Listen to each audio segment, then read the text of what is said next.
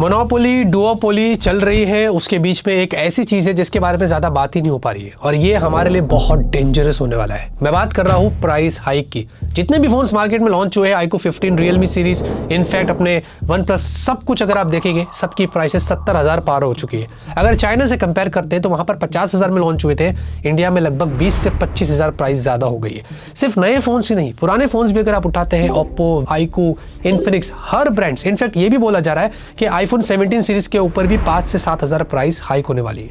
और सिर्फ यही कैटेगरी नहीं, लैपटॉप्स, कंसोल्स, प्रिंटर्स, टीवी, जितने भी प्रोडक्ट्स जिनके अंदर रैम और स्टोरेज का इस्तेमाल होता है, इन सब में फ्यूचर में बहुत क्रेजी प्राइस हाइक होगा। इसके बहुत सारे वजह, जैसे कि रूपी डिप्रिशिएशन, डॉलर की प्राइस बढ़ रही है, डिस्प्ले कॉस्ट बढ़ रहा है, TSMC ने भी बोला है कि उनकी चिपसेट की प्राइस बढ़ रही है। लेकिन इनके बीच में सबसे बड़ी जो वजह है वो है AI की वजह से जो रैम के जो डिमांड है वो बहुत ज़्यादा हो रहे हैं और उसमें प्राइस हाइक हो रही है।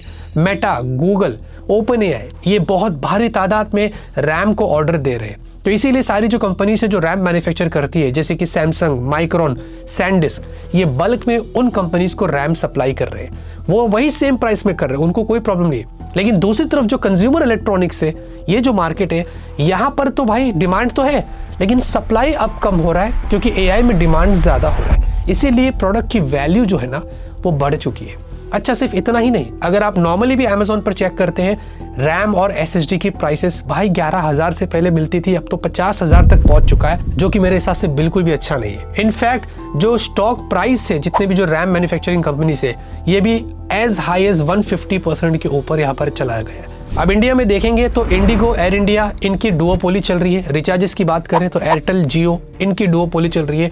अब इससे ऊपर नहीं आ रहे हैं तो AI की वजह से, जो फ्री में सारा काम करके तो दे रहा है, लेकिन हमारे डेटा भी ले रहा है और साथ में पीछे से प्राइस हाइक भी हो रहा है उस वजह से।